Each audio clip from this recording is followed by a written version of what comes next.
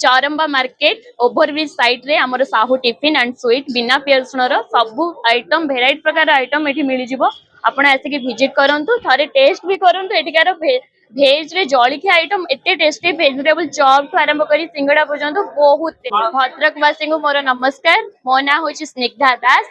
मो आज Sahu tiffin and sweets रे पहुंची छी। ये होचंती बापा माने मो ससुर हेबे तो जहाँकर साहू टिफिन रो ये होचंती हेड माने ये होचंती ओनर। तो एठी खास करी बेसी फेमस होची पाळुओ लड्डू जोटा कि भद्रक रो फेमस ना सुनिथिबे भी आपण माने। तो पाळुओ लड्डू जोटा कि एठा रहिची पाळुओ लड्डू भद्रक रो फेमस एटा। आउ एठी बेसी करी खास करी गोटे जिंस होची आपण जेते प्रकार मिठा चाहिए एठी सब प्रकार मिठा मिलिबो। 100 रु अधिक टाइप रो मिठा अछि जोटी कि एठी सब ना लिखाई मिठा ऊपर भी को मिठार ना भी लिखाई।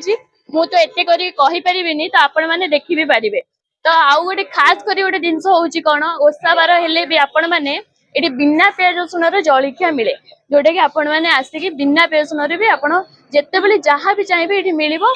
आउ एठी ड्राई फ्रूट्स टू आरंभ करी जूस टू आरंभ करी तो सब प्रकार जिंस एठी साउथ टिफिन अवेलेबल अछि। लोकेशन होची भद्रक चौरंबा मार्केट ऊपरे चौरंबा मार्केट ओभरब्रिज साइड रे हमर साहू टिफिन एंड स्वीट बिना पियरसुण सब आइटम भेराइट प्रकार आइटम एठी मिली जिवो।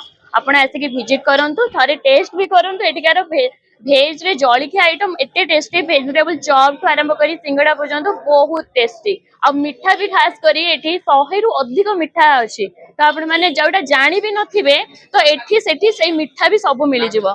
देखंतु एठी अछि ओटे घी सुन पांपुड़ी आपण माने सुनी भी नथिबे जोटा कि घी सुन पांपुड़ी एठी भी मिलुची।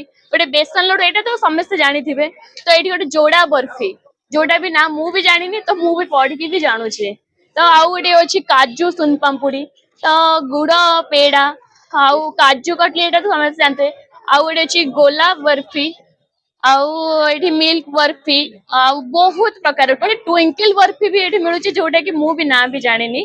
तो आउ आसुंतु आपण आउरी देखिबे एठी केते प्रकार चॉकलेट रोल सेटा भी गोटे मिठा रे जाय मु नुआ आइटम टे आज जानिली। चॉकलेट रोल के साइड हेबे सुगर फ्री काजू बर्फी अमूल लड्डू एटा अमूल लड्डू तो बहुत टेस्टी आपण थोड़ा ट्राई करन। मु भी ट्राई कर सच्ची तो मते बहुत भल लागितिला।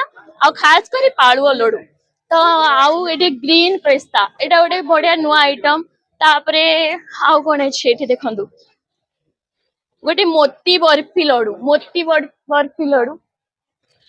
आउ ड्राई फ्रूट लड्डू आउ गोटे खास करी गोटे जिंस सुगर फ्री लड्डू ठु आरंभ करी तो सुगर फ्री लड्डू ठु आरंभ करी सुगर फ्री मिठा ठु आरंभ करी सब प्रकार संदेश अवेलेबल।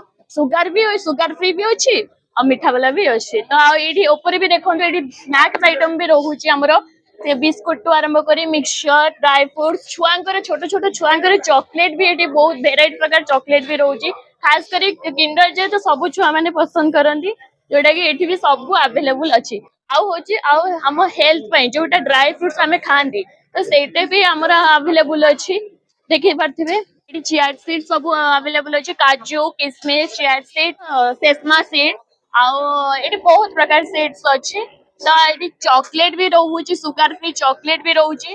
तो आउ ये चॉकलेट आइटम मिठा दही ठू आरंभ करी सब प्रकार वेराइटी प्रकार आइटम भी रोचे। आपण मैंने थोड़ी विजिट करंतु ताहले जानि परिबे एटी मु मिछ कहि कि सत कहि। तो आपण मैंने विजिट करंतु एते कहि कि नमस्कार समस्त को होची। आपण जल्दी जल्दी आसंतु।